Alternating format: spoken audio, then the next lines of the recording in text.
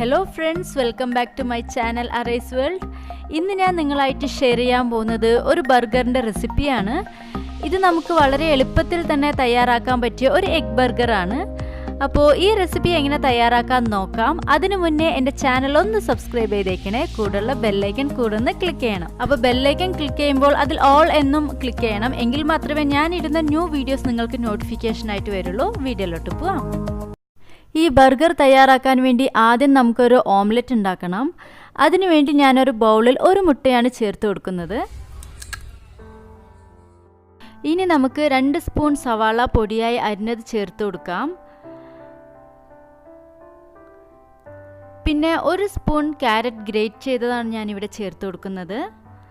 Capsicum പൊടിയായി അരിഞ്ഞതും 1 spoon ഞാനിവിടെ ചേർത്ത് കൊടുക്കുന്നുണ്ട്. പിന്നെ എരിവ് നിങ്ങൾക്ക് കുഴപ്പമില്ല എന്നുണ്ടെങ്കിൽ ഒരു പച്ചമുളക് പൊടിയായി അരിഞ്ഞത് ചേർക്കാം, അല്ലെങ്കിൽ നിങ്ങൾക്കിത് സ്കിപ്പ് ചെയ്യാം. ഇനി ഈ ഒരു മുട്ടയ്ക്ക് ആവശ്യത്തിനുള്ള ഉപ്പാണ് ഞാനിവിടെ ചേർത്ത് കൊടുക്കുന്നത്. അതുപോലെ തന്നെ കുരുമുളകും ഞാൻ ഈ മുട്ടയ്ക്ക് ആവശ്യത്തിനുള്ളത് ചേർത്ത് കൊടുക്കുകയാണ്. ഇനി ഇതെല്ലാം നമുക്ക് നല്ലപോലെ ഒന്ന് ബീറ്റ് ചെയ്ത് കൊടുക്കാം. അപ്പോൾ ഞാൻ എഗ്ഗ് ഇവിടെ നല്ലപോലെ ബീറ്റ് ചെയ്ത് കഴിഞ്ഞു. ഇനി നമുക്കിതൊന്ന് ഫ്രൈ ചെയ്തെടുക്കാം. ഫ്രൈ ചെയ്യാൻ വേണ്ടി ഞാൻ ഇതുപോലെ ചെറുതായിട്ടുള്ള ഒരു ഫ്രൈയിങ് പാനാണ് ഇവിടെ എടുത്തിരിക്കുന്നത്. അപ്പോൾ ഇത് എന്തിനാണ് ഇതിൽ ചെയ്യുന്നതെന്ന് വെച്ചാൽ നമ്മുടെ മുട്ട നല്ലൊരു റൗണ്ട് ഷേപ്പായിട്ടും കിട്ടും, അതുമാതിരി നല്ലൊരു ഫ്ലഫി ആയിട്ടും കിട്ടും. അതിനു വേണ്ടിയാണ്.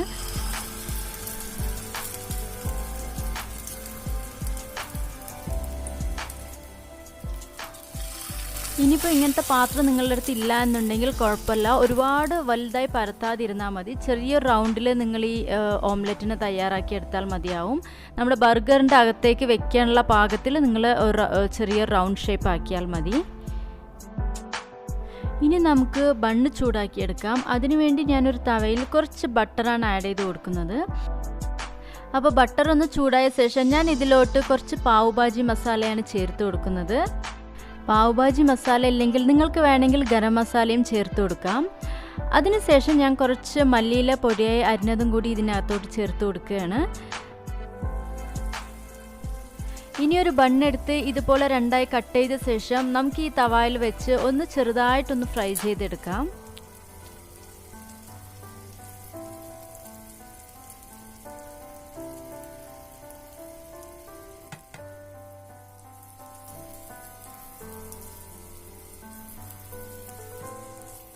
രണ്ട് സൈഡും മസാല പിടിക്കുന്നത് പോലെ വേണം ഫ്രൈ ചെയ്തെടുക്കാൻ.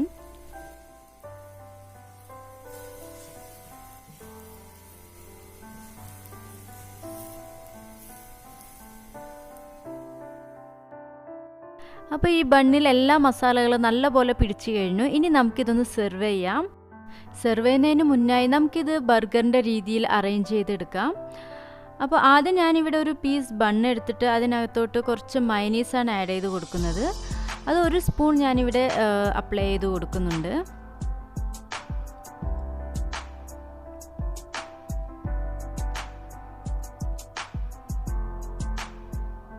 ഇനി ഇതിലേക്ക് നമ്മൾ നേരത്തെ തയ്യാറാക്കി വെച്ചിട്ടുള്ള ഓംലെറ്റാണ് ചേർത്ത് കൊടുക്കുന്നത്.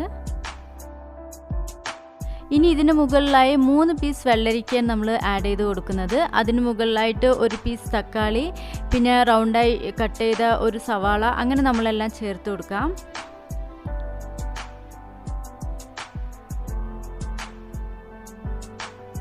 ഇനി നമുക്ക് ബാക്കിയുള്ള ബണ്ണിൻ്റെ പീസ് കൂടി ഇതിനകത്തോട്ട് വെച്ച് കൊടുത്താൽ നമ്മുടെ ബർഗർ ഇവിടെ തയ്യാറായി കഴിഞ്ഞു. അപ്പോൾ നമ്മുടെ എഗ് ആൻഡ് വെജ് ബർഗർ ഇവിടെ തയ്യാറായി കഴിഞ്ഞിരിക്കുകയാണ്. ഇത് നിങ്ങളെല്ലാവരും ഒന്ന് ട്രൈ ചെയ്ത് നോക്കണം. എന്നിട്ട് എന്നോട് കമൻറ്റ് ചെയ്യണം. ഈ വീഡിയോ ഇഷ്ടമായാൽ ലൈക്ക് ചെയ്യണം, നിങ്ങളുടെ ഫ്രണ്ട്സ് ആൻഡ് ഫാമിലിക്ക് ഷെയർ ചെയ്യണം. എൻ്റെ ചാനലൊന്ന് സബ്സ്ക്രൈബ് കൂടെ ചെയ്യണം.